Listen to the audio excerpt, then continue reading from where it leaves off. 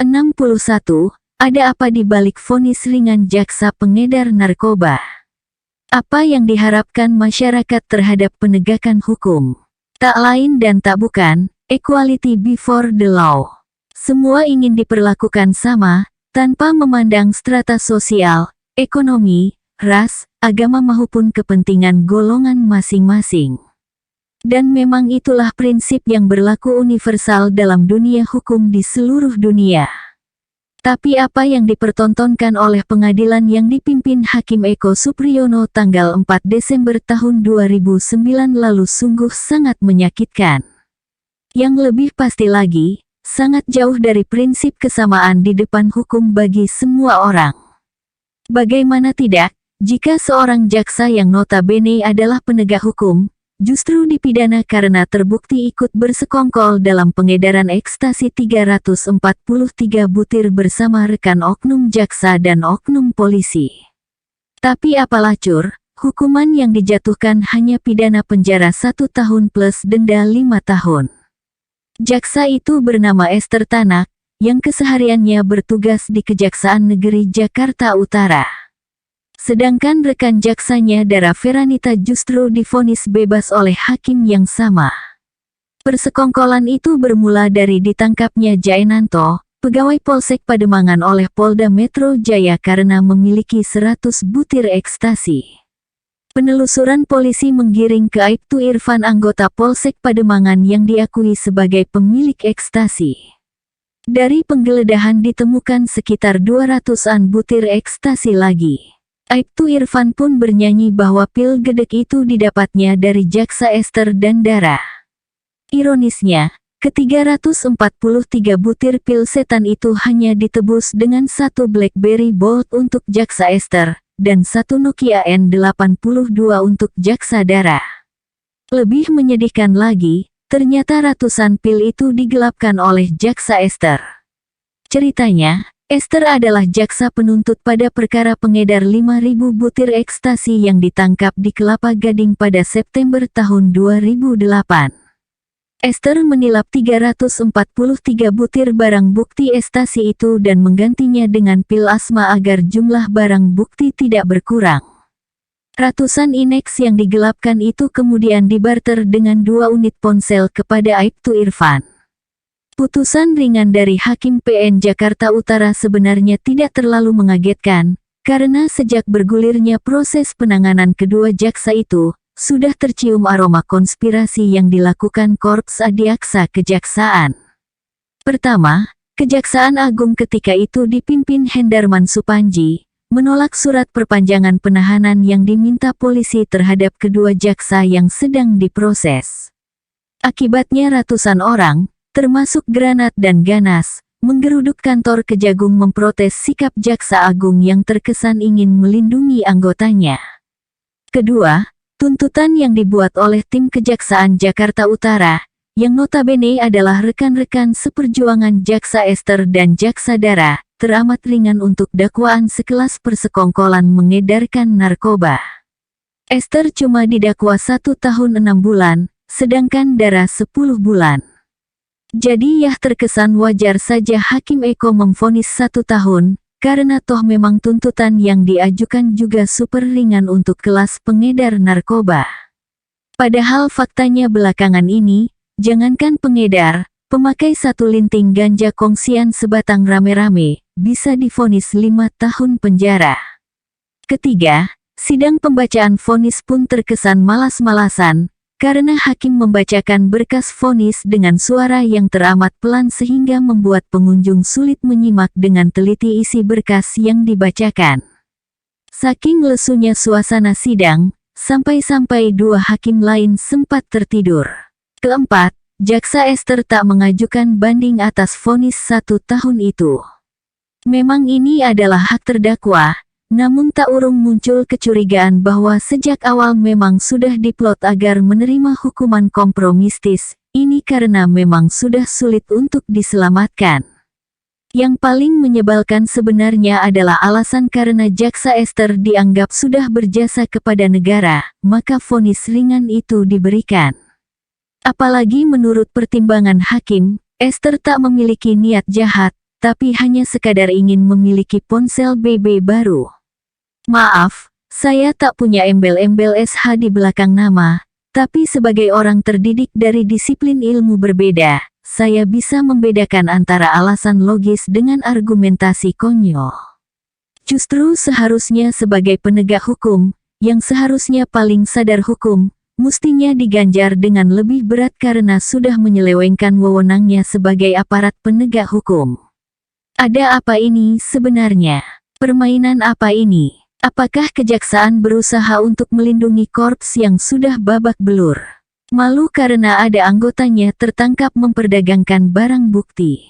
Jangan-jangan ini bukan satu-satunya kasus penggelapan barang bukti. Atau jangan-jangan, ada negosiasi tersembunyi supaya Esther nggak buka kartu lebih banyak. 62. Akil The Almost Perfect Crime Mokhtar. Sejak zaman kepemimpinan Jimli As-Sidiki dan Mahmud MD, Mahkamah Konstitusi (MK) relatif terpercaya sebagai benteng hukum ketatanegaraan terakhir di mana masyarakat mencari keadilan di Republik ini. Bersama dengan KPK, MK selalu berhasil bertengger di peringkat memuaskan dari sisi integritas, mengalahkan lembaga-lembaga penegak hukum lain yang selalu kedodoran jika bicara tentang kejujuran dan keberanian melawan korupsi. Meskipun isu-isu miring beberapa kali mampir ke hidung MK, namun selama itu pula mahkamah itu masih mampu menjaga kewibawaannya. Sampai akhirnya petaka itu datang. Malam pukul 22 tanggal 2 Oktober tahun 2013, menjadi momentum pembuka kotak Pandora kejahatan nyaris sempurna yang diduga dilakukan oleh Doktor Hukum Universitas Padjadjaran Bandung yang belum lama menggantikan Mahfud MD sebagai Ketua MK. Bersama dengan anggota DPR RI dari fraksi Golkar, Hairunisa dan Bupati Gunung Mas, Hamid Bintih, dan pengusaha tambang asal Kalimantan Tengah, Cornelis Nalau, mereka ditangkap tangan oleh KPK di rumah dinas Akil. Sangkaannya, mereka semua hendak menyerahkan uang pengaman sengketa pemilu Kada Gunung Mas untuk bos MK itu. Beserta mereka ikut disita duit setara dengan 3 miliar rupiah. Penggeledahan di rumah Akil, lagi-lagi menemukan simpanan tunai 2,7 miliar rupiah yang kuat diduga terkait dengan kejahatan yang sedang diselidiki KPK. Hampir bersamaan, KPK juga menangkap pengacara Susi Tur Andayani dan Tubagus Khairi Wardana, adik kandung Gubernur Banten Ratu Atut dengan barang bukti duit 1 miliar rupiah yang diduga kuat juga hendak diupetikan pada Akil untuk jerih payahnya memutuskan pemilihan kepala daerah ulang di Lebak, Banten. Gara-gara ini, Ratu Atut ketiban apes dicekal ke luar negeri karena diduga mengetahui percobaan penyuapan ini. Celakanya, penggeledahan di ruang kerja Akil di gedung MK ternyata menambah berat dosa Akil, karena ditemukan pula 4 lintingan ganja dan 2 butir Inex. Hampir saja Akil lolos dari sangkaan narkoba, karena dari hasil tes urin dan tes rambut, Akil tak terdeteksi mengkonsumsi barang-barang haram tersebut. Tapi untung saja BNN tak hilang semangat. Dengan menggunakan uji DNA, akhirnya BNN berani mengaitkan Akil dengan kepemilikan narkoba tersebut, karena pada salah satu lintingan ganja ditemukan jejak yang mengandung DNA Akil. Sangkaan korupsi dan narkoba itulah yang menjadikan mantan politisi kawakan Golkar ini layak dijuluki The Almost Perfect Criminal. Jika semua sangkaan itu bisa dibuktikan di pengadilan nanti, maka Akil sudah melakukan 2 dari 3 kejahatan luar biasa yaitu korupsi dan narkotika. Kejahatan luar biasa satunya adalah terorisme. Itu belum terhitung jika KPK juga dapat membuktikan kejahatan gratifikasi dan tindak pidana pencucian uang yang dilakukan Akil yang juga menjabat sebagai Ketua Panjat Tebing seluruh Indonesia itu. Sangkaan kejahatan luar biasa itu sudah cukup membuat Majelis Kehormatan MK memecat tidak hormat Akil Mokhtar, yang artinya tidak mengakui pengunduran diri sebagai Ketua MK yang diajukan Akil sebelumnya. Akil baik secara langsung ataupun lewat pengacaranya jelas membantah semua sangkaan. Ia menolak sangkaan menerima suap dan gratifikasi dari sengketa pemilu kada yang ditanganinya, baik sebagai ketua panel hakim MK ataupun waktu masih menjadi anggota. Ia juga menolak dituduh telah mencuci uang kejahatan melalui pembelian aset dan perusahaan fiktif yang dijalankan oleh keluarganya. Tugas KPK adalah membuktikan kebenaran sangkaan itu. Tapi begitupun, melihat track record KPK yang selama ini memiliki raihan 100% conviction rate, rasa-rasanya sulit bagi Akil untuk lolos dari lubang jarum. Bagaimana trik dan modus yang dilakukan oleh mantan pengacara ini dalam melakukan aksinya? Berikut adalah sejumlah modus yang diduga dilakukan oleh Akil dalam melakukan sangkaan kejahatannya. Pertama, menyamarkan kepemilikan harta dengan nama orang lain. Contohnya, ia mengatasnamakan kepemilikan mobil mewah Mercedes-Benz S350 seharga 2 miliar rupiah kepada supir pribadinya, Daryono. Supir ini pula yang beberapa kali menyetorkan uang tunai ke rekening Akil. Tercatat ia pernah 23 kali mentransfer, di mana nilai paling besar mencapai 9,3 miliar rupiah. Kedua, dengan posisinya sebagai hakim konstitusi, apalagi setelah menjabat sebagai ketua MK, Akil memiliki kekuasaan untuk memutuskan perkara sengketa pemilu kada, termasuk memutuskan pemilihan ulang. Tentu ini tidak gratis. Contohnya adalah ditangkapnya pengacara Susi Tur Andayani dan Tubagus Khairi Wardana yang diduga kuat hendak memberikan gratifikasi 1 miliar rupiah karena Akil mengabulkan aspirasi mereka agar pemilihan di Kabupaten Lebak, Banten diulang untuk memberikan peluang bagi calon Golkar yang keok pada pemilihan sebelumnya. Ketiga, tidak saja kepada yang kalah, namun Akil juga kanan kiri oke. Karena calon yang sudah menang pemilihan pun bisa saja tetap memberi upeti kepada Akil. Tujuannya untuk mengamankan kemenangan dari manever gugatan yang dimainkan lawan. Hamid Binti, pemenang pemilu kada Gunung Mas yang ikut ditangkap di rumah dinas Akil adalah salah satu contohnya. Keempat, diduga Akil menggunakan orang suruhan untuk menakut-nakuti calon kepala daerah agar membayar dana pengamanan ke MK. Dugaan ini terdeteksi dari sosok misterius bernama Muhtar Effendi, yang mengaku utusan Akil, datang menemui pemenang pemilu kada Kabupaten Banyuasin, Yan Anton Ferdian.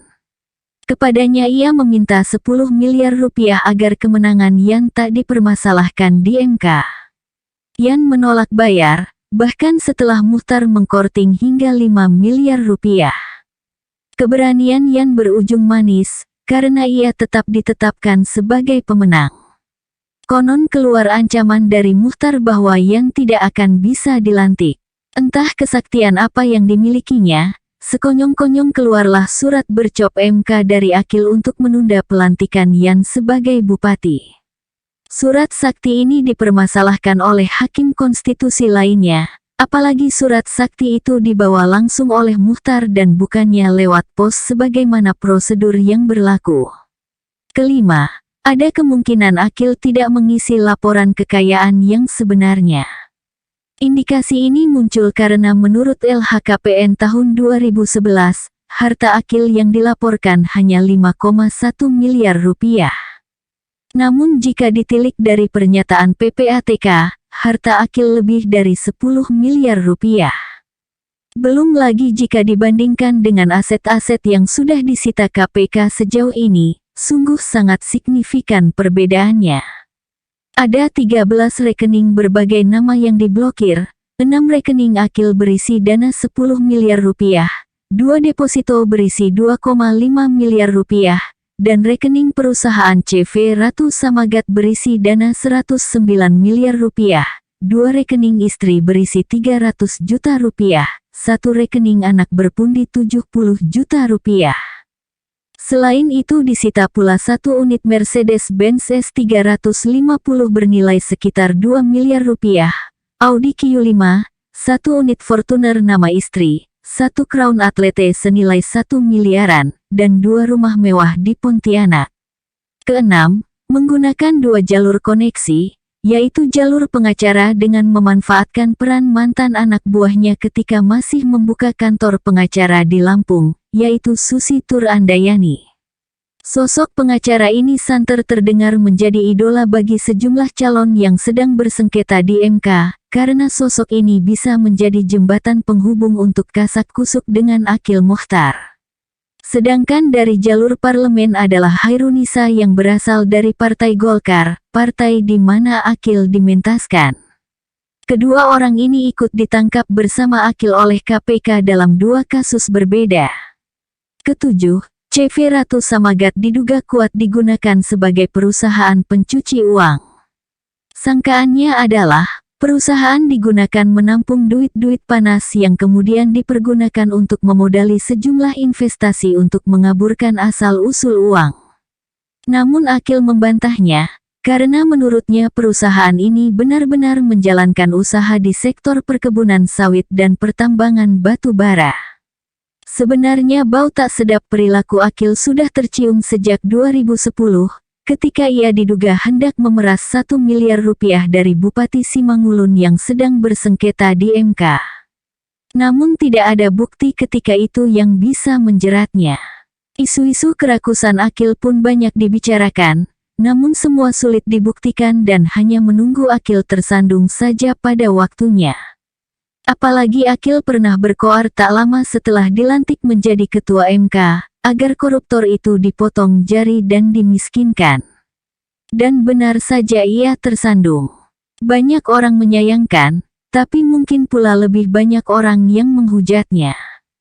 Bahkan mantan ketua MK, Jimli Ashidiki, dengan ekspresi yang sangat geram menyatakan bahwa hukuman mati pantas untuk Akil. 63. Mufakat cincai pejabat bea dan cukai. Ibarat sansak pasir, negeri yang kita cintai ini sudah babak belur dihajar jab, hook, uppercut hingga gigitan telinga oleh warganya sendiri yang kebetulan mendapat amanah mengurus negeri. Coba saja pikir, fakta-fakta menyakitkan sudah sedemikian banyak mengisahkan bagaimana duit negara dirampok beramai-ramai dari sisi pengeluaran, entah itu oleh yang bahasa manisnya oknum anggota DPR, kementerian, dinas-dinas, penegak hukum, hingga istana. Semua berkolaborasi apik menilap uang keringat rakyat yang diperas dalam bentuk pajak. Nah, jika di hilir pos pengeluaran sudah dijadikan bancaan, lalu di hulu sektor penerimaan juga dikuliti habis-habisan, maka alamat karamlah negara ini. Terlebih BPK dan KPK sama-sama menyepakati bahwa sesungguhnya potensi kebocoran anggaran di sektor penerimaan bisa berkali-kali lipat lebih dahsyat dibandingkan sektor pengeluaran. Jika hingga 2011 potensi kerugian negara yang berhasil diselamatkan KPK mencapai 39 triliun, maka di sektor penerimaan kebocoran itu bisa ratusan triliun, bahkan menurut Ketua KPK Abraham Samad bisa tembus 5.000 triliun rupiah jika perhitungannya dimasukkan juga dari sektor penerimaan pertambangan. Walhasil, penangkapan seorang kepala subdirektorat ekspor Direktorat Jenderal Bea Cukai, November tahun 2013 lalu sungguh kembali membuka borok pengelolaan institusi yang menjadi tulang punggung sektor penerimaan negara selain Dirjen Pajak. Pria yang sempat diagung-agungkan oleh mantan Menteri Keuangan Sri Mulyani sebagai penjaga reformasi di Bea Cukai ini terjungkal oleh praktik kongsi muslihat pengusaha dengan aparat di Bea Cukai. Manuver yang dilakukannya di Tenggarai bukan baru kali ini dilakukannya, mengingat ia baru menjabat Kasubdit Ekspor pada tanggal 1 Januari tahun 2013 lalu. Namun permainan ini dikatakan penyidik polisi berlangsung sejak ia menjadi pejabat di bagian penindakan dan penyidikan Bea Cukai, baik ketika terbatas di Tanjung Priok tahun 2007 maupun ketika ia dipromosikan menjadi Kabak Penindakan dan Penyidikan secara nasional di tahun 2009.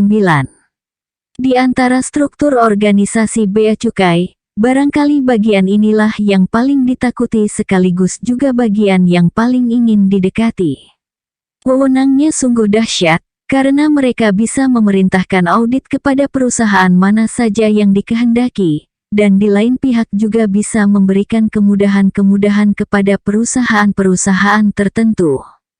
Pada periode menjabat inilah menurut PPATK, jumlah rekening Jenderal Bea Cukai ini melonjak signifikan. Bayangkan saja, seorang pejabat eselon 3 sepertinya bisa memiliki aset bernilai ratusan miliar jika semuanya bisa terbukti di pengadilan, sementara gajinya plus tunjangan hanya 20 jutaan per bulan. Laporan resmi kekayaannya hanya 1,27 miliar rupiah plus 20 ribu dolar, namun nyatanya banyak sekali aset-aset yang tak dilaporkan ke LHKPN sebagaimana mestinya.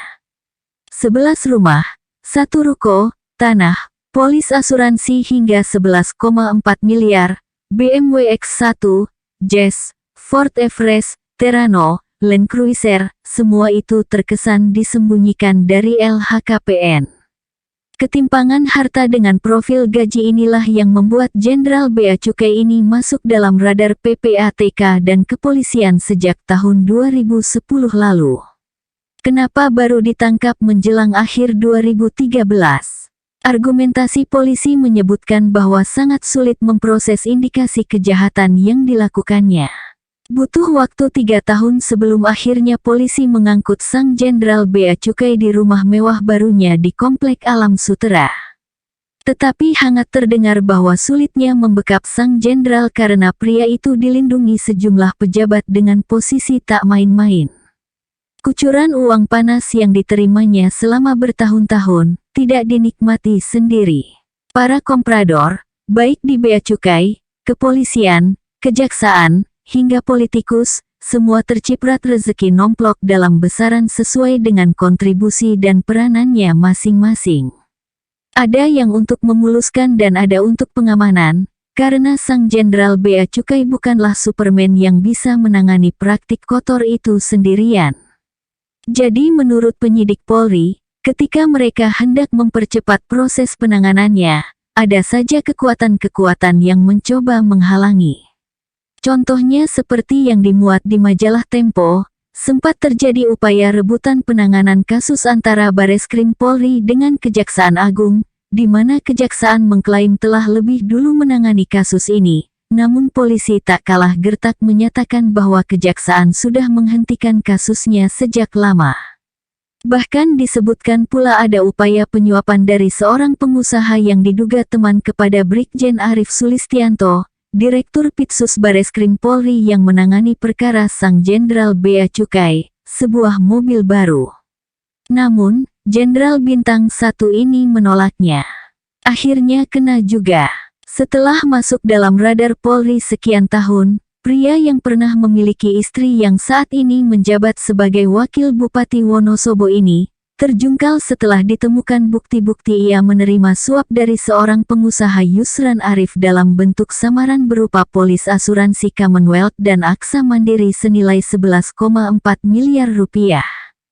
Ini menggenapkan kecurigaan PPATK yang mengendus transaksi tak wajar di 20 rekening terkait sang Jenderal Bea Cukai hingga 60 miliar rupiah sejak tahun 2005. Yang lebih menyakitkan baginya, sang polisi yang menangkapnya secara langsung, adalah sahabatnya sendiri, Kombes Agung Setia Effendi, teman latihan musik, Kempo, hingga berkelahi dengan geng lain di masa remajanya.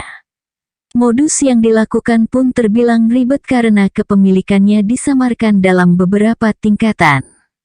1. Yusran Arief membuat 11 perusahaan yang diduga fiktif, kemudian diatasnamakan ke office boy dan supir pribadinya.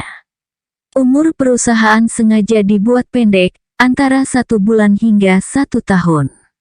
Dan selama itu pula sejumlah kejahatan terkait bea dan cukai dilakukan perusahaan-perusahaan fiktif itu. Ketika dirasa cukup, maka perusahaan-perusahaan itu ditutup. Alhasil, bea cukai pun tak dapat lagi mengauditnya.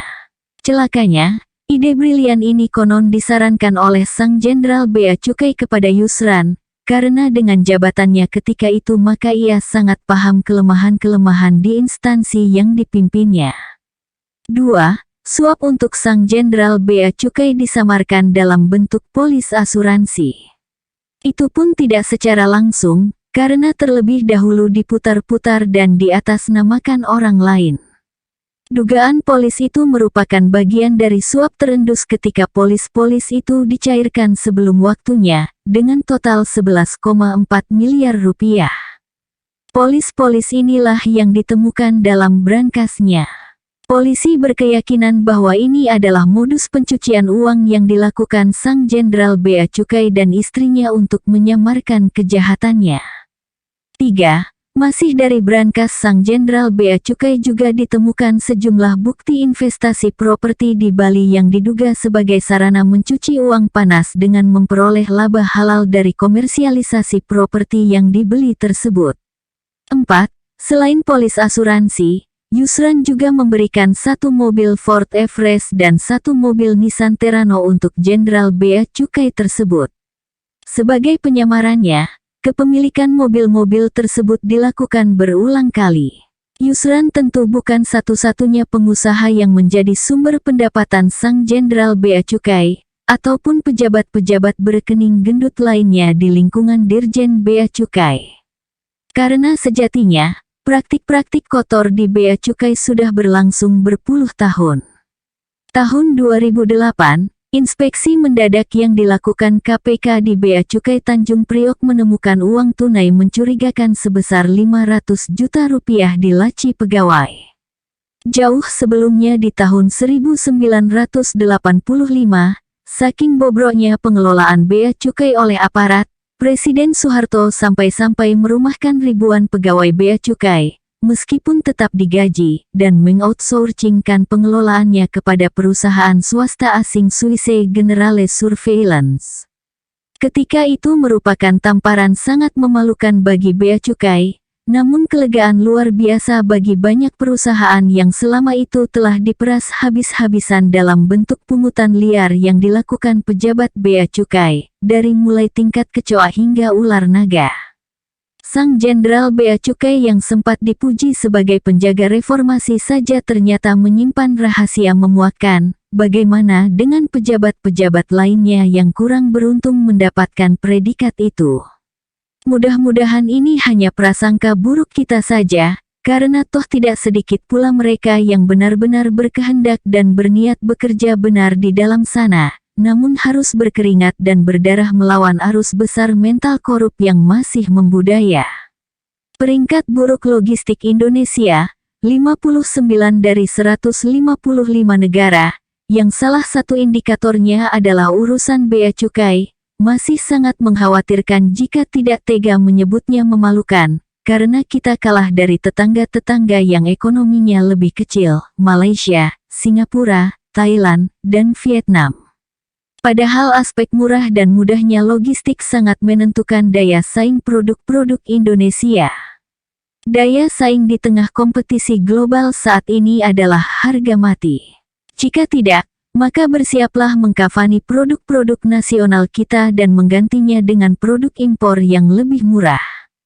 Seperti curhat sang Jenderal Bea Cukai kepada sahabat yang menangkapnya, ini titik akhir perjalanan saya, Gung. Semoga pula, meskipun sangat sulit untuk diyakini, peristiwa penangkapannya ini menjadi kejahatan terakhir yang terkait dengan Dirjen Bea Cukai di Republik ini. 64. Antara babe dan robot gedek.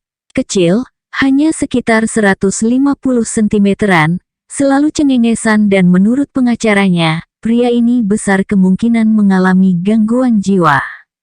Tapi kejahatan yang dilakukannya menyiratkan perilaku terorganisir secara sistematis dan modusnya cukup konsisten antara satu korban dengan korban lainnya. 12 anak-anak gelandangan dibujuk dengan uang ribuan, main dingdong atau sekadar nasi bungkus, kemudian dibawa ke tempat sepi, disodomi, dan dibunuh dengan cara dijerat tali rafia. Tak berhenti di situ, kesadisannya berlanjut dengan mengiris dinding perut korban dengan pola tertentu.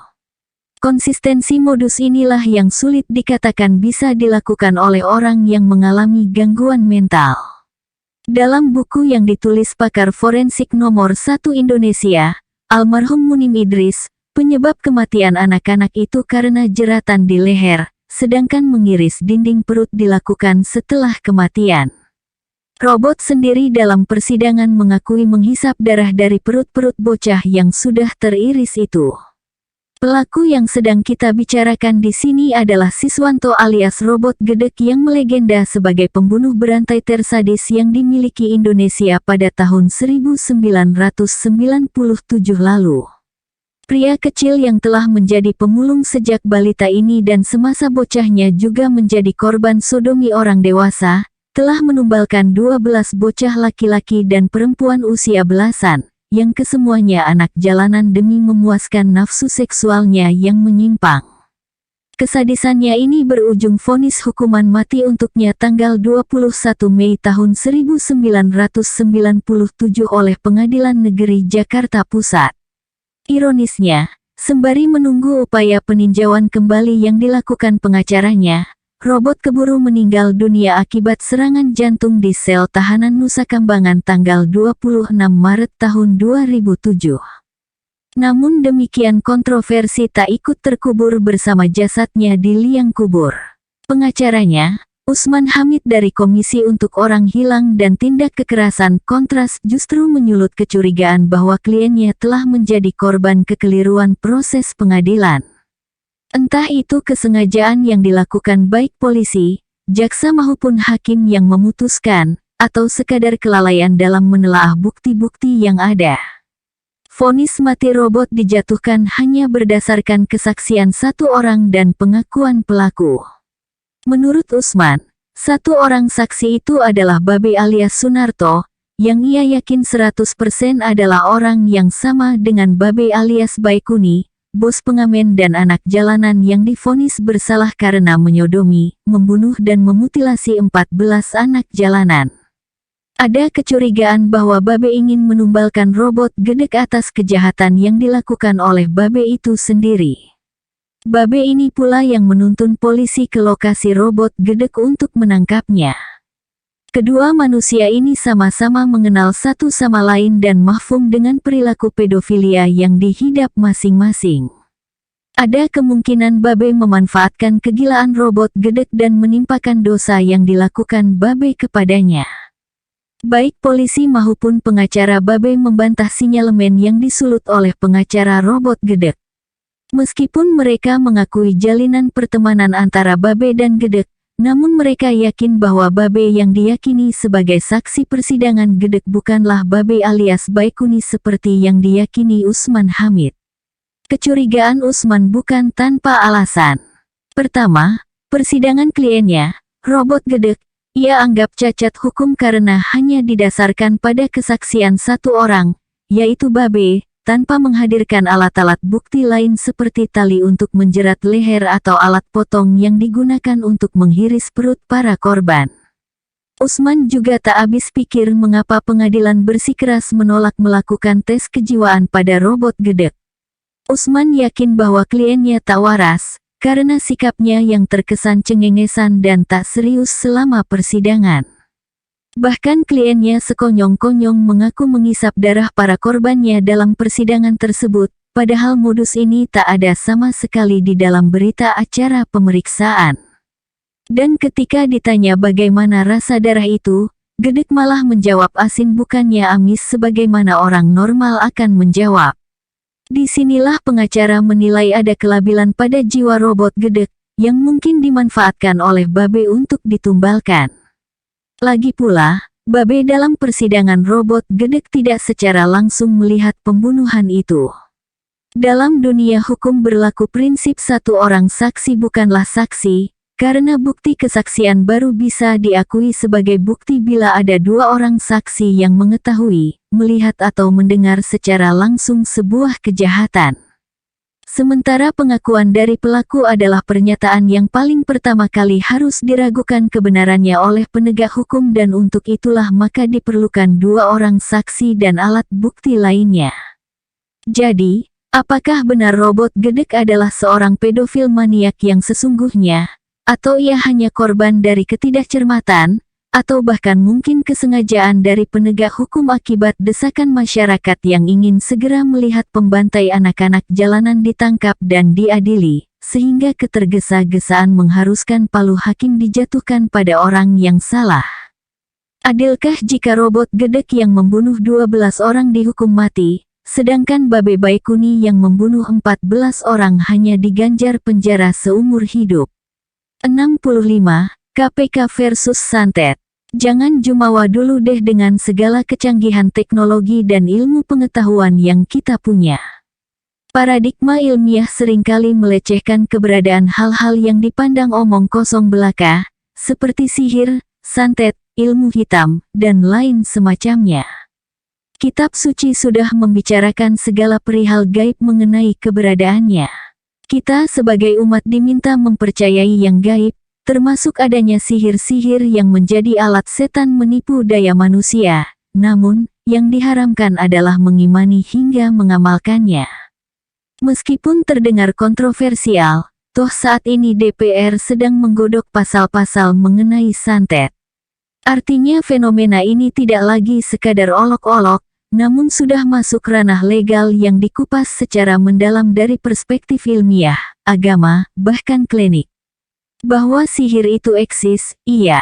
Masalah apakah dampak sihir itu benar apa tidak, tentu itu terpulang kepada apa yang kita yakini. Yang pasti, sudah banyak cabang-cabang ilmu yang dulunya mengaku murni sains, toh belakangan mulai mempertimbangkan adanya kemungkinan kekuatan yang tidak bisa dijelaskan secara ilmiah.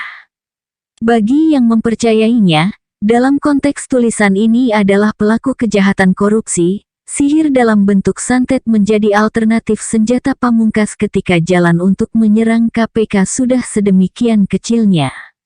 Berulang kali KPK dikriminalisasi, selalu gagal karena mayoritas masyarakat Indonesia berdiri kukuh di depan dan di belakang KPK.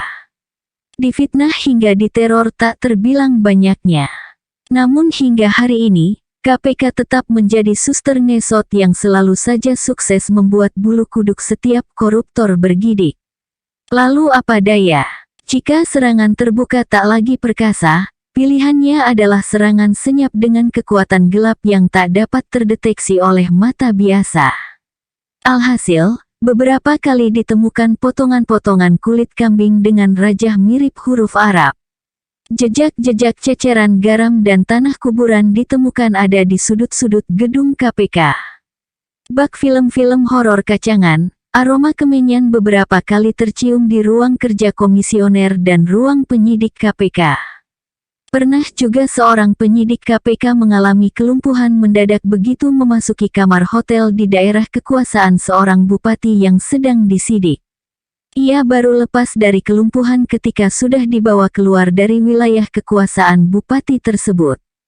Juga pernah di periode KPK Jilid 2, para penghuni satu lantai semuanya mendadak sakit.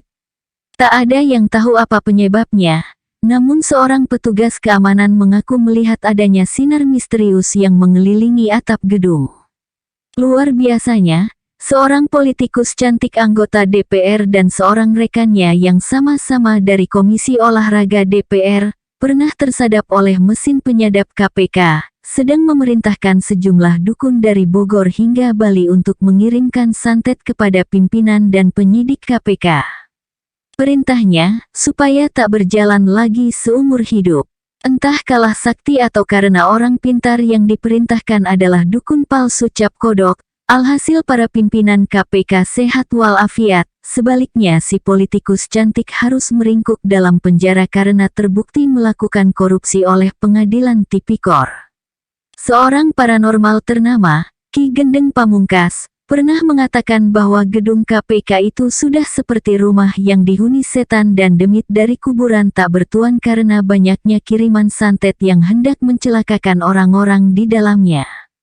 Lebih ekstrim lagi, bahkan Oktober tahun 2012 lalu Ki Gendeng pernah meramalkan bahwa akan ada satu orang komisioner KPK yang tewas akibat diserang ilmu hitam. Ancaman mengirim santet secara terang-terangan juga sempat disampaikan oleh sejumlah jawara Banten yang memprotes KPK yang sedang menelusuri kemungkinan keterlibatan dinasti Atut yang berasal dari keluarga jawara terpandang Banten. Muak dengan kondisi di Banten, sejumlah kiai dan ulama pun memagari KPK dari kemungkinan serangan sihir. 66.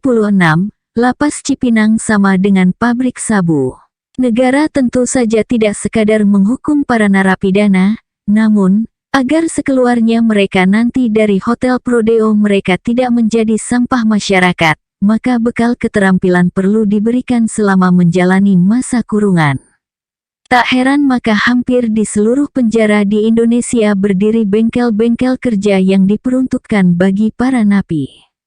Selain belajar keahlian, mereka juga bisa mendapatkan sekadar uang rokok dari bekerja di bengkel-bengkel kerja tersebut, termasuk di Lapas Cipinang, Jakarta Timur.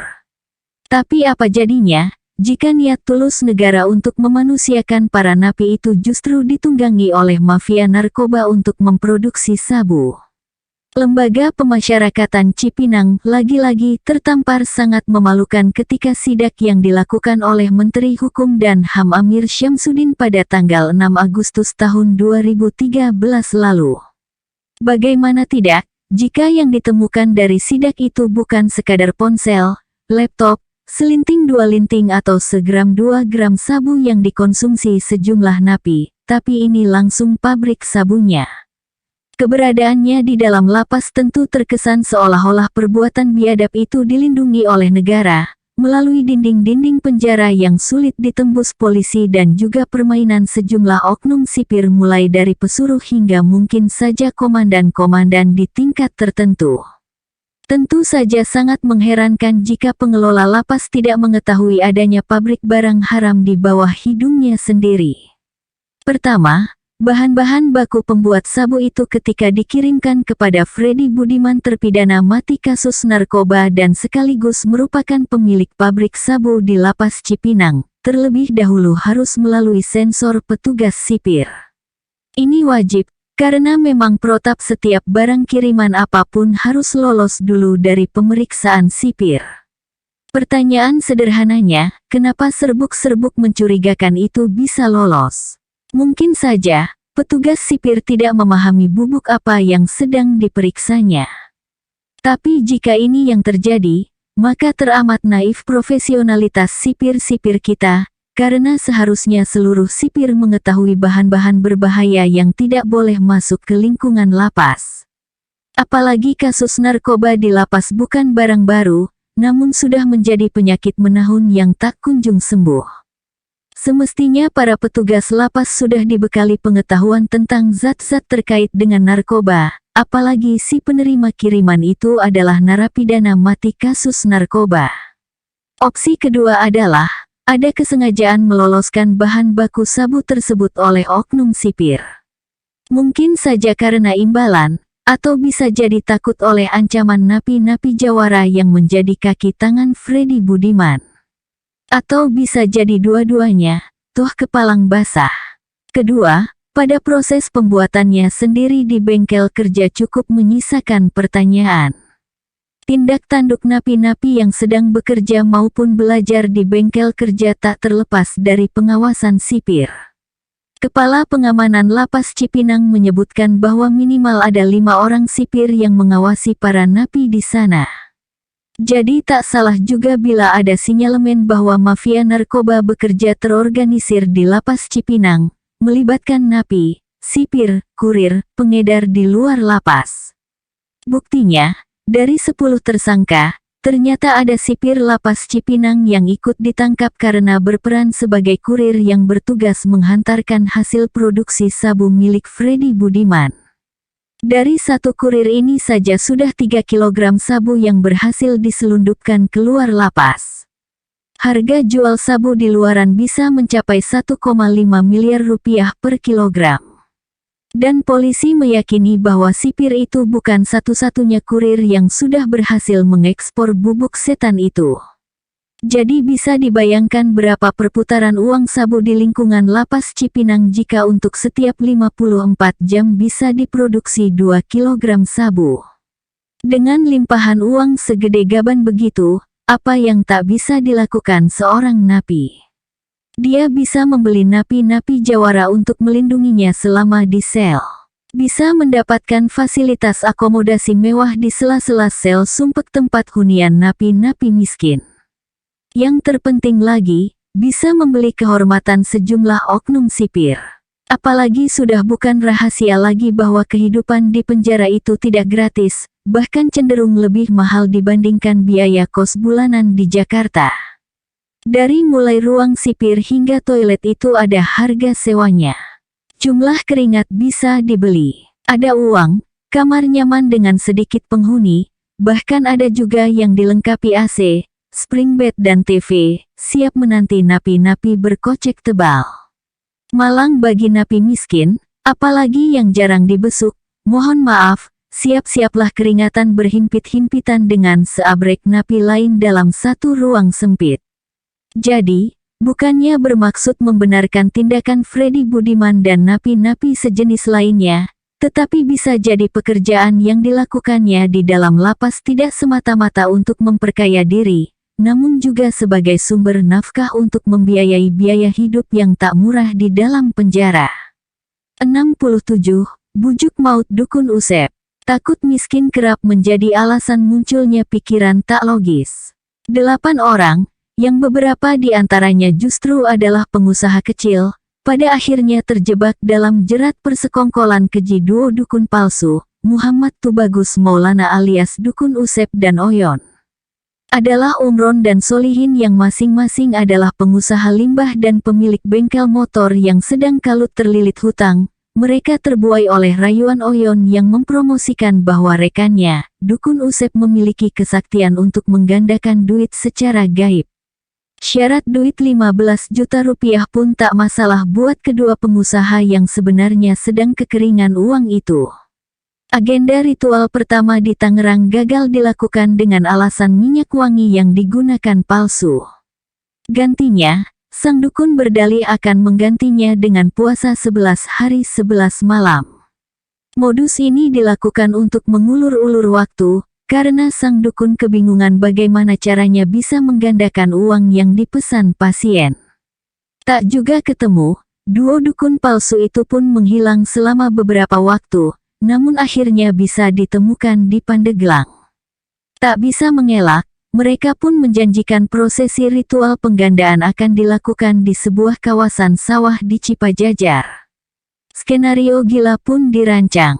Membunuh kedua pasien itu. Desainnya dengan menggunakan racun potasium plus sebuah lubang pun dipesan kepada Sukarma dan Mukhtar. Yang diketahui kedua penggali ini, lubang itu untuk mengubur harta karun gaib. Rupanya, Umron dan Solihin tak datang berdua, namun turut membawa 3 temannya, ini, Yudi dan Olon yang seluruhnya warga Tangerang. Malam begitu larut, ketika pria-pria yang diantaranya sudah menyimpan maksud biadab dalam hatinya, berjalan menyusuri pematang. Tak jauh dari lubang maut 1 kali 1 meter yang sudah dipersiapkan, duo dukun mengajak tamu-tamunya itu duduk di sebuah gubuk menikmati sajian teh manis sebagai bagian dari ritual gaib yang harus dilakukan. Tanpa disadari oleh calon-calon mayat itu, teh bercampur potasium dihirup nikmat di tengah malam yang menggigit. Itulah jamuan terakhir yang mereka nikmati, karena setelah itu mereka berkelojotan dengan mulut berbusa-busa. Celakanya, mereka tak langsung tewas oleh keganasan racun. Tak menunggu hingga nyawa para korban terlepas, tanpa belas kasihan duo dukun biadab itu menggotong kelima tubuh tak berdaya masuk ke dalam lubang. Mereka dikubur hidup-hidup. Bukannya mendapatkan kucuran uang gaib, kelimanya justru harus kehilangan nyawa dengan cara yang sangat menyakitkan dan jauh dari peri kemanusiaan. Kesuksesan itu candu yang membuat ketagihan. Merasa modusnya berlangsung mulus, Usep dan Oyon kembali bermufakat melakukan fragmen kedua rencana pembunuhan pasien yang sedang kalut kekurangan uang. Kali ini Sanali, Anto dan Nasrun yang juga warga Tangerang. Nilai tebusan uang pun meningkat menjadi 20 juta rupiah. Lagi-lagi potasium bicara dan ketiganya pun dikubur hidup-hidup seperti kelima korban sebelumnya. Atas kebiadabannya itu, Usep, pria yang konon memiliki 30 istri itu, diganjar hukuman mati oleh Pengadilan Negeri Rangkas Bitung. Ketika dieksekusi pun kontroversi tak kunjung padam. Usep yang digadang-gadang punya aji kebal, ternyata baru tewas 10 menit setelah terjangan 3 peluru menghantam tubuhnya pada tanggal 18 Juli tahun 2008 lalu. Sebagian kritikus mengatakan bahwa metode itu termasuk penyiksaan karena penderitaan korban eksekusi yang begitu lama. 68. Hambalang Series Grand Design. Panjang dan kompleksnya sengkarut korupsi Hambalang membuat mustahil membahasnya hanya dalam satu subjudul yang singkat. Mengapa? Jelas karena maha konspirasi ini sudah berlangsung sejak perencanaan hingga proses auditnya itu sendiri setelah ditangani KPK. Melibatkan mulai dari penggodokan proyek raksasa di DPR, mekanisme teknis di tingkat kementerian, pelaksanaan oleh kontraktor, hingga proses audit di BPK yang misterius. Maka akan lebih tepat jika membicarakan sengkarut Hambalang secara sistematis dimulai dari penggodokan Grand Design oleh para wakil kita di parlemen. Di era Menpora Adiaksa Daud, sudah muncul ide untuk membangun sebuah pusat pendidikan olahraga di kawasan Hambalang. Namun ketika itu, anggaran proyek hanya diusulkan sebesar 125 miliar rupiah dan akan diselesaikan secara 1 tahun anggaran saja. Dengan budget segitu maka bangunan akan didirikan maksimum 2 lantai ke atas dan 2 lantai ke bawah dengan pertimbangan bahwa struktur tanah tidak mendukung untuk gedung tinggi di atasnya. Tanah di kawasan tersebut sangat rawan longsor dan rapuh. Adiaksa bahkan melabel tempat itu sebagai tempat jin buang anak. Namun sayang, cita-cita memiliki pusat pendidikan olahraga demi peningkatan prestasi atlet nasional itu tak berujung manis, karena kendala sertifikat tanah yang belum ada, sehingga anggaran itu pun dibubuhi bintang di DPR sebagai pertanda bahwa anggaran belum bisa dikucurkan. Hingga akhir masa tugas Adiaksa di tahun 2009, proyek Hambalang hanya menjadi master plan yang belum terjamah. Begitu Andi Alfian Malarangeng menjadi Menpora menggantikan Adiaksa, tiba-tiba saja proyek Hambalang dikebut. Nilainya pun meroket dahsyat hingga 2,5 triliun rupiah atau 1000% lebih mahal dari master plan semula rancangan Adiaksa. Jelas APBN tak sanggup menanggungnya dalam 1 tahun anggaran, maka diputuskan untuk menanggungnya dengan model multi-years. Di proses peningkatan jumlah secara signifikan dan pembiayaan multi-years inilah bermula bau busuk konspirasi itu. Konon usulan penambahan anggaran hingga 2,5 triliun rupiah itu bermula dari Kementerian Pemuda dan Olahraga. Dugaan lain adalah inisiatif sejumlah oknum politikus DPR yang dengan menggunakan tangan Kemenpora untuk menilap anggaran ratusan miliar. Bayangkan saja, jika menurut seorang konsultan teknik yang menjadi saksi di persidangan Wafid mengatakan bahwa biaya paling tinggi proyek Hambalang totalnya hanya 1,7 triliun, maka dengan anggaran 2,5 triliun rupiah itu artinya ada sekitar 800 miliar rupiah yang bisa dijadikan makanan untuk beramai-ramai. Adiaksa tegas menyatakan bahwa budget darinya hanya 125 miliar rupiah. Itu pun tidak mengucur karena sertifikat tanah tak ada. Penerusnya, Andi justru menyatakan bahwa usulan itu sudah bermula sejak zaman pendahulunya, dan sudah ada ijon-ijon untuk memuluskan penambahan anggaran raksasa itu. Namun yang pasti perubahan dari master plan awal terjadi di zaman Andi menjadi Pusat Pendidikan dan Pelatihan dan Sekolah Olahraga Nasional P3SON yang mentereng dengan budget selangit. Hebatnya pada zaman Andi Malarangeng, sertifikat yang menjadi ganjalan di era Adiaksa, beres diselesaikan dalam waktu singkat di tanggal 20 Januari tahun 2010. Dugaannya, ada intervensi dari Anas Urbaningrum kepada Kepala BPN untuk segera mengeluarkan sertifikat tersebut. Peran Anas ini yang menghantarnya menjadi tersangka kasus Hambalang oleh KPK. Setelah sertifikat dikantong, pembahasan penambahan anggaran pun gencar dilakukan, baik formal maupun kongko-kongko di luar pembicaraan resmi. Dugaannya ada 15 orang anggota DPR yang kasak-kusuk menggegas progres proyek Hambalang. Beberapa nama yang paling sering disebut-sebut aktif dalam menggolkan proyek Hambalang adalah Angelina Sondah, Muhammad Nazarudin, Anas Urbaningrum, Mahyudin, dan Mirwan Amir yang kesemuanya berasal dari fraksi Demokrat, dan Wayan Koster dari fraksi PDP. Modus penggelembungan dilakukan secara bertahap. Dalam APBN perubahan tahun 2010, dialokasikan 150 miliar rupiah untuk Hambalang. Di tahun APBN 2011, modus diulang kembali, kali ini jumlahnya lebih fantastis, 500 miliar rupiah. Temuan audit BPK belakangan justru diantaranya menyebutkan bahwa terjadi rapat-rapat fiktif pembahasan penambahan anggaran itu.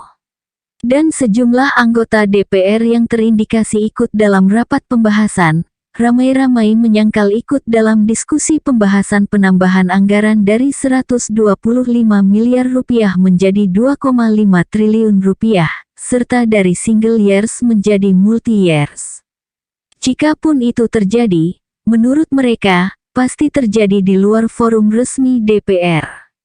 Loh, kok bisa ya? Bahkan ada yang bersikeras bahwa tanda tangan persetujuannya dalam rapat-rapat pembahasan itu sudah dipalsukan, karena ia merasa tidak pernah hadir. Ada juga yang memakai jurus lupa. Setali tiga uang, Andi Malarangeng, bos Kemenpora juga idem membantah mengetahui adanya penambahan anggaran itu. Jarinya pun menunjuk Sekretaris Menpora yang menjadi inisiator penambahan. Ia hanya menuruti apa yang disarankan oleh anak buahnya itu. Apalagi surat permohonan perubahan anggaran single years ke multi years 3 tahun sejak 2010 hingga 2012 hanya ditandatangani oleh Sesmenpora, Wafid Muharam. Ini juga sangat aneh, karena prosedurnya untuk setiap anggaran lebih dari 50 miliar rupiah, harus sepengetahuan dan persetujuan menteri sebagai kuasa pengguna anggaran. Anggota DPR, khususnya Komisi Olahraga kompak menuding Kementerian Keuangan yang sudah main-main dengan anggaran karena sepengetahuan mereka yang dibahas adalah anggaran untuk single years, tapi mengapa Kementerian Keuangan justru menyetujui skema multi-years?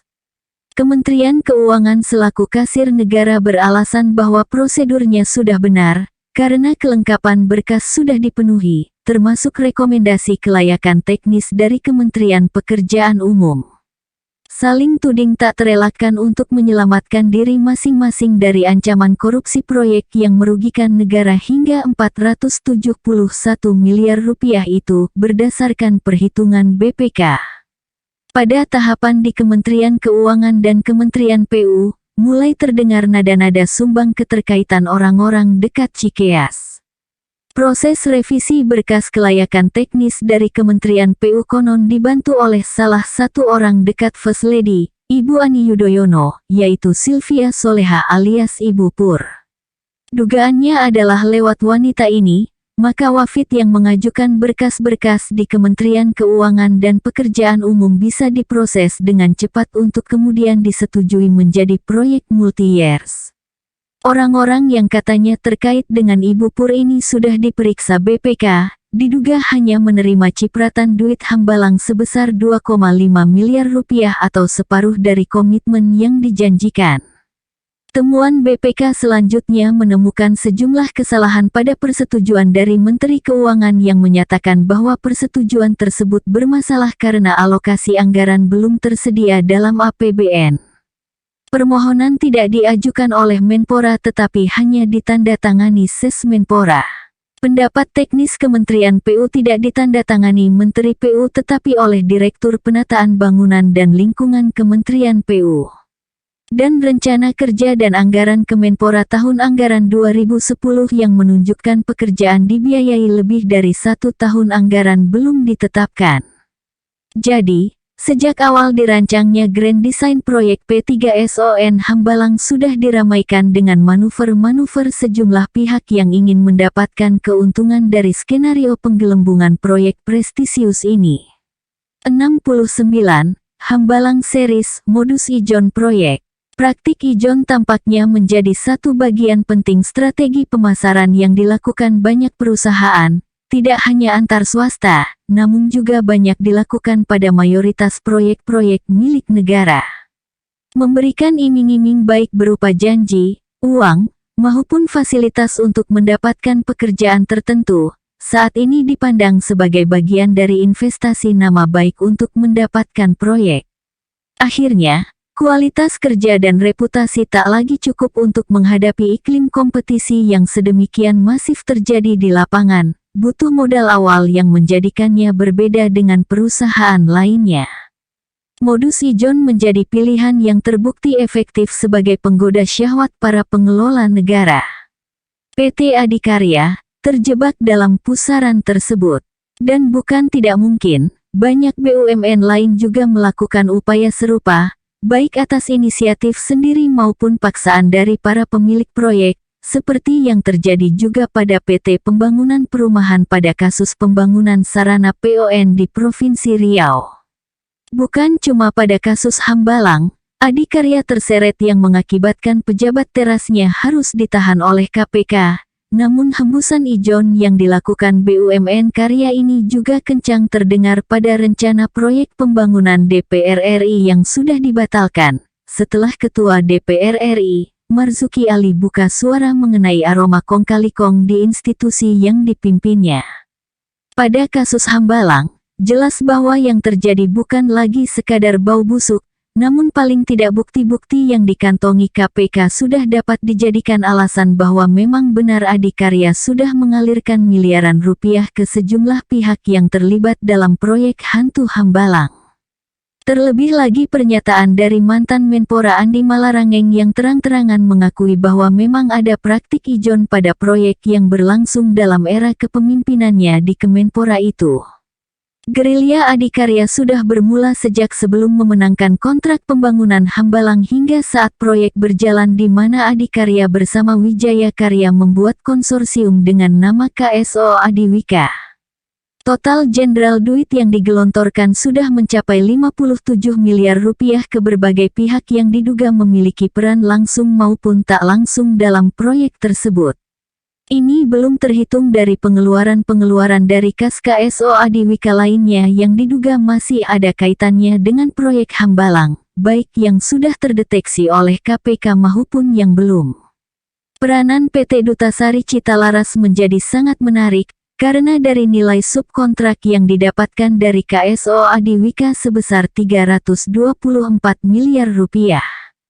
Keberadaan Anas Urbaningrum, konon Anas pula yang gencar menyodorkan nama Adikarya pada rencana pembangunan gedung baru DPR RI, melalui kepemilikan saham istrinya Atia Laila di perusahaan yang dikendalikan Mahfud Suroso itu menjadi sangat strategis, karena diduga kuat menjadi penyalur fee untuk pihak-pihak yang terlibat.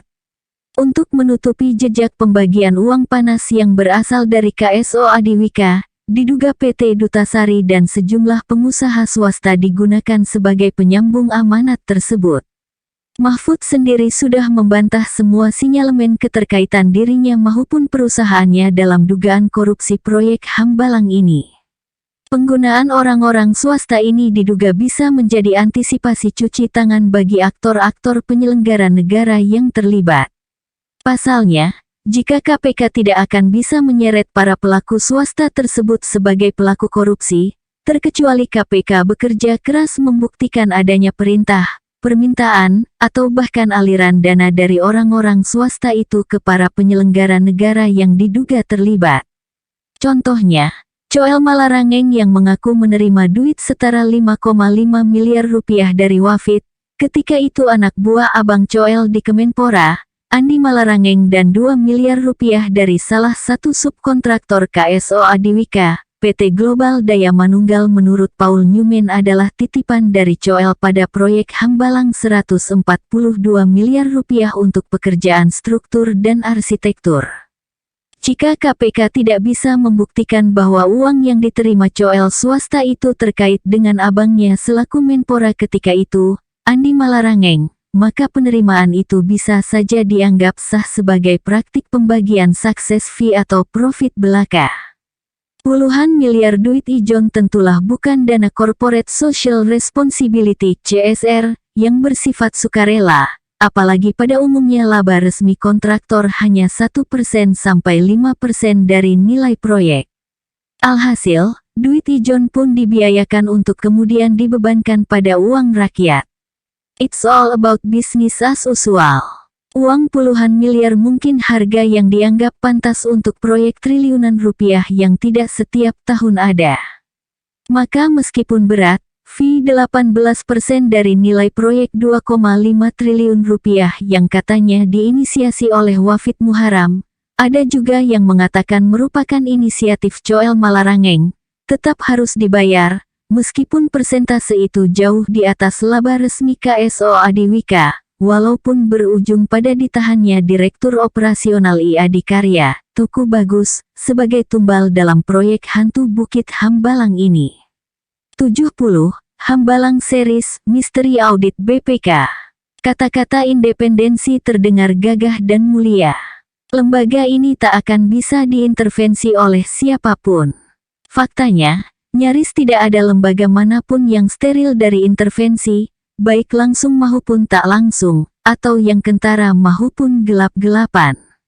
Bahkan lembaga sekelas KPK yang berulang kali menjadi jawara integritas dibandingkan lembaga penegak hukum lainnya, sulit untuk lepas dari intervensi kepentingan, terutama dari kepolisian sebagai kontributor tenaga penyidik terbesar bagi KPK.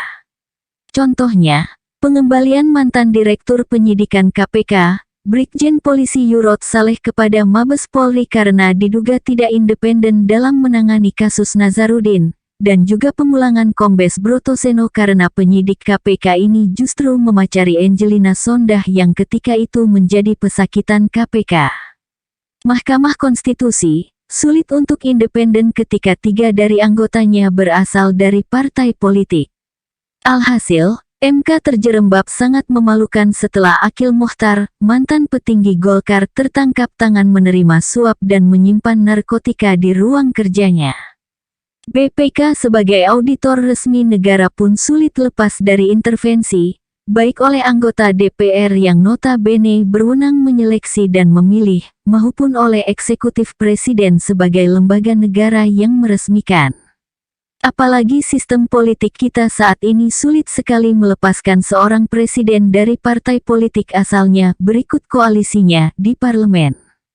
Baju presiden dan anggota dewan kita masih berwarna partai meskipun seyogyanya ketika sudah menjabat mereka seharusnya sudah menjadi milik rakyat secara keseluruhan, yang bebas dari kepentingan kelompoknya. Inilah wajah politik kita, suka atau tidak suka. Dalam konteks proyek Hambalang, aroma intervensi di tubuh BPK sebagai auditor yang ditunjuk menghitung kerugian negara dan penyimpangan pada mega skandal tersebut, sangat terasa bau busuknya, meskipun hampir semua anggota BPK membantah bahwa mereka bisa diintervensi. Dalam audit Hambalang Jilid 1, indikasi adanya intervensi dari kekuatan dahsyat justru muncul dari anggota BPK sendiri, yaitu mantan Ketua KPK Jilid 1, Taufikur Rahman Ruki, pensiunan Jenderal Polisi Bintang 2 yang terkenal integritasnya. Meskipun belakangan ia membantah telah menyebut ada intervensi dalam audit investigasi yang diarahkannya pada proyek Hambalang, namun media sudah sempat mengutip ucapannya.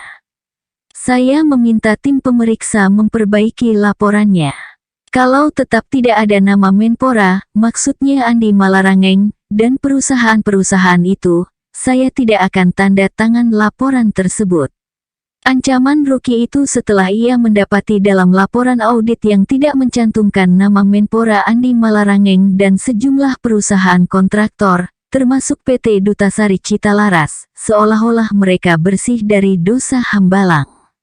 Belakangan setelah curhat Ruki ramai diberitakan di media, akhirnya nama Andi dan perusahaan-perusahaan itu masuk dalam laporan audit Jilid 1 yang menyebutkan adanya kerugian negara sebesar 243 miliar rupiah.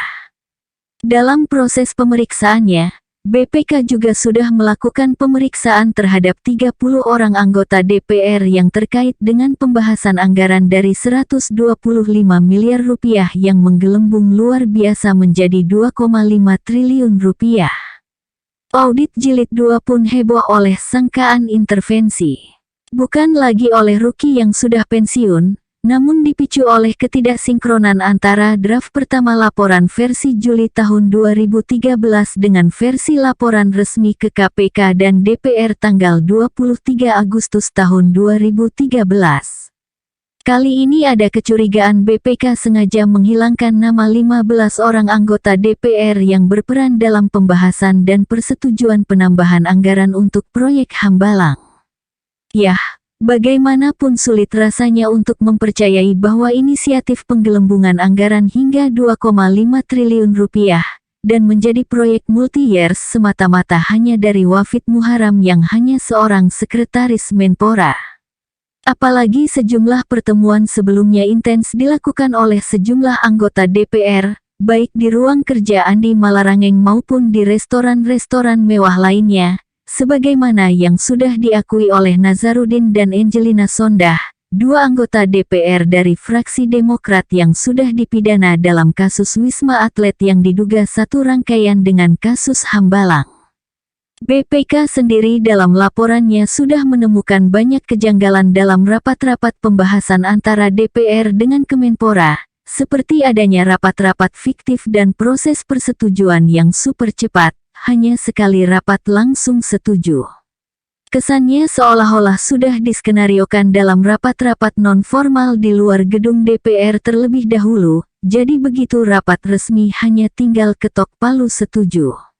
Ke-15 nama-nama itu ditulis rinci dalam laporan versi Juli tahun 2013, yaitu Mahyudin, Ruli Khairul Aswar, Heri Ahmadi, Abdul Hakam Neja, Angelina Sondah, Wayan Koster, Kahar Muzakir, Juhaini Ali, Mardiana, Utut Adianto, Akbar Zulfakar, Eko Hendro Purnomo, Mahmud Yunus, Hanif Dakiri, dan Heri Lontung. Namun dalam laporan yang menurut BPK resmi tanggal 23 Agustus tahun 2013, nama-nama ini raib. Ketua BPK, Hadi Purnomo dan anggota pengarah Agung Firman Sampurna bersikeras tak ada dua versi laporan. Versi laporan Juli itu tidak ada, yang resmi hanyalah versi Agustus tahun 2013 yang diserahkan ke DPR dan KPK. Jumlah kerugian negara dalam audit jilid 2 ini melambung 2 kali lipat menjadi 471 miliar rupiah. Jika memang benar ada upaya penyelamatan yang dilakukan BPK terhadap sejumlah nama anggota DPR yang terciprat dosa Hambalang, lalu apa motifnya? Tentu tidak ada makan siang yang gratis di negeri ini.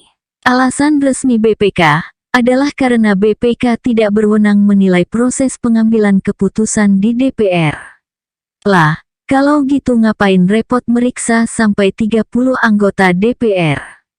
Lagi pula BPK dilindungi oleh Undang-Undang BPK, Undang-Undang Pemeriksaan dan Pengelolaan Keuangan dan Peraturan BPK tentang Standar Pemeriksaan Keuangan Negara yang pada intinya mengharuskan BPK mencantumkan aspek-aspek substansial yang penting dalam laporannya. Peran anggota DPR membahas dan menyetujui penambahan anggaran hingga triliunan rupiah itu apa bukan substansial namanya? Kalau tidak ada pembahasan dan persetujuan, apa anggaran triliunan itu ujuk-ujuk jatuh dari pohon? Meskipun sulit untuk membuktikannya, namun patut diduga ada motif tersembunyi dari penghilangan nama-nama itu. Bukan kebetulan anggota BPK yang mengaudit, Agung Firman Sampurna, ternyata adalah anak kandung Kahar Muzakir, anggota DPR yang namanya masuk dalam daftar 15 nama tersebut. Nah, bagaimana bisa anak mengaudit bapaknya sendiri? Apa nggak durhaka tuh namanya? Masalah konflik kepentingan ini juga sempat diingatkan oleh anggota dewan lainnya agar Agung yang bergelar doktor itu tidak ditunjuk oleh Ketua BPK untuk membawahi audit di Komisi X Olahraga, di mana ayahnya Kahar Muzakir ada di komisi tersebut. Motif kedua adalah adanya kemungkinan sejumlah anggota BPK ingin mengamankan posisinya di lembaga auditor paling bergengsi di Republik ini. Dari 9 anggota BPK ada 6 anggota yang berpeluang untuk kembali menduduki jabatan untuk periode kedua. Dan untuk itu maka sangat dibutuhkan dukungan dari DPR yang memiliki kuasa memilih atau tidak memilih mereka nantinya. Apa mungkin terjadi barter hutang budi? 71. Skandal Jaksa Urip dan air mata Jaksa Agung. Ketika masih menjadi Jaksa Agung Muda Pidana Khusus Jampitsus, Hendarman Supandji sudah bersumpah akan menuntaskan mega skandal 650 triliun BLBI, bantuan likuiditas Bank Indonesia, yang membuat setiap kepala orang Indonesia mewarisi hutang jutaan rupiah akibat penyelewengan berjamaah yang dilakukan jajaran pemerintahan era Soeharto, Bank Indonesia dan DPR yang menguntungkan segelintir bank swasta kroni-kroni Orde Baru. Tuhan memberikan kesempatan lebih besar kepada niat mulia Hendarman, dengan menakdirkannya menjadi Jaksa Agung, orang nomor 1 di lembaga penuntutan tertinggi di Republik ini. Tak membuang waktu ia segera menggagas tim penyelidik kasus BLBI. Tak tanggung-tanggung, 100 jaksa terbaik di seluruh negeri dikumpulkan dan diperas menjadi 35 jaksa yang diasumsikan best of the best. Di jajaran kursi ketua, terselip nama Urip Trigunawan, yang dilabel mumpuni, sehingga pada pundaknya dipercayakan untuk menyelidiki kasus BLBI yang melibatkan Taipan Syamsul Nur Salim, bos Bank Dagang Negara Indonesia (BDNI), sekaligus bos grup Gajah Tunggal. Kucuran duit BLBI ke BDNI tak main-main, 28 triliun rupiah, tertinggi di antara penerima BLBI lainnya. Bank BCA yang urutan kedua penerima BLBI tertinggi ketika itu hanya dikucuri 15 triliun. Ekspektasi publik sangat tinggi dengan tim bentukan Hendarman. Bertahun-tahun dan berganti-ganti presiden, mega skandal ini tak jua berujung. Berbulan-bulan tim yang dikoordinatori oleh Jaksa Urip berjibaku berusaha menemukan bukti kesalahan Syamsul Nur Salim. Hasilnya, tanggal 29 Februari tahun 2008, Syamsul Nur Salim dinyatakan tidak bersalah. Ia telah menyelesaikan seluruh kewajibannya dengan benar, sehingga penyelidikan kasusnya dihentikan SP3. Termasuk pula yang di SP3 adalah bos BCA ketika itu Antoni Salim. Berita gembira itu disuarakan Jampitsus Kemas Yahya Rahman. Hendarman Supandji pun menangis. Loh, kok nangis? Sedih nggak bisa menjebloskan buruannya ke penjara. Bukan itu, air mata itu tak lain karena rasa malu dan sedih teramat sangat yang melanda dirinya, karena hanya 2 hari setelah pengumuman SP3 Syamsul Nur Salim, tepatnya tanggal 2 Maret tahun 2008, si koordinator penyidikan, Jaksa Urip Trigunawan, tertangkap tangan oleh KPK di rumah Syamsul dengan duit setara 6 miliar rupiah di tangan. Itu yang buat Hendarman tak kuasa membendung isaknya yang mendalam, anak buahnya sudah berkhianat, menghancurkan sumpah yang sempat diucapkannya untuk menyikat semua penyeleweng BLBI. Pada masa itu, penangkapan Jaksa Urip merajai media dan menjadi berita paling memuakkan yang mempermalukan seluruh jajaran penegakan hukum Indonesia. Apalagi di persidangan, KPK memutar rekaman pembicaraan antara Jaksa Urip, Jaksa Kemas, Jaksa Untung Uji Santoso, bersama dengan tangan kanan Syamsul, Artalita Suryani alias Ain. Dari pembicaraan itu sangat kentara bagaimana Ain dan Urip membangun skenario licik untuk menyelamatkan Syamsul. Tidak hanya Syamsul, tapi Ain meminta kepada komprador Jaksa Untung untuk juga menyelamatkan semua orang-orang kita. Masih dari rekaman pembicaraan yang disadap KPK, juga sangat kentara bagaimana jaksa-jaksa itu merancang taktik menyelamatkan Ain dari KPK. Penangkapan dan pemutaran rekaman konspirasi Ain dan komprador jaksa jelas menunjukkan bahwa keputusan penghentian penyidikan kasus BLBI Syamsul Nur Salim, dan mungkin juga Antoni Salim BCA syarat dengan kecurangan, karena logika sederhananya, jika memang benar menurut Jaksa Kemas tak ditemukan adanya tindak pidana, mengapa perlu memberikan uang terima kasih hingga 6 miliar rupiah? Dan benar saja, rupanya penghentian penyidikan itu sudah disetting sedemikian rupa oleh oknum-oknum jaksa yang dikomandani oleh Urip. Penghitungan sisa kewajiban pelunasan hutang BLBI oleh Syamsul kepada negara direkayasa agar pas dengan nilai aset sitaan yang masih dimiliki oleh Syamsul. Padahal sebenarnya, nilai aset itu masih kurang 4,758 triliun rupiah.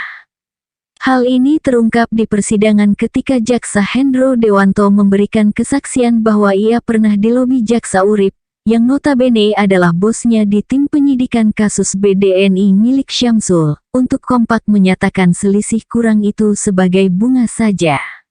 Ditambah pula Jaksa Kemas menyatakan bahwa kekurangan itu hanya masalah adanya penurunan nilai aset saja, dan tidak ada kaitannya dengan pelanggaran hukum. Konyolnya lagi, duit segitu besar, justru tidak ikut disebutkan ketika Kemas mengumumkan penghentian penyidikan kasus Syamsul. Menurut Jampitsus pengganti Kemas Marwan Effendi, itu lupa saja. Biasalah itu, bos, mau bayar parkir, tiket nggak ada, itu lupa. Nyampe rumah terus balik lagi karena istri ketinggalan di mall, itu masih wajar lupa. Duit 4 triliun, lupa. Apa nggak lebih pas kalau dibilang sengaja nggak disebutin? Ironisnya, hanya Jaksa Urip dan Ain yang dihukum. Urip diganjar 20 tahun penjara dan Ain 5 tahun penjara plus denda 250 juta rupiah. Desas-desusnya, Urip sulit untuk diselamatkan, karena selain tertangkap tangan, di rekaman pembicaraan juga ia terdengar lebih aktif dibandingkan Jaksa Kemas dan Untung.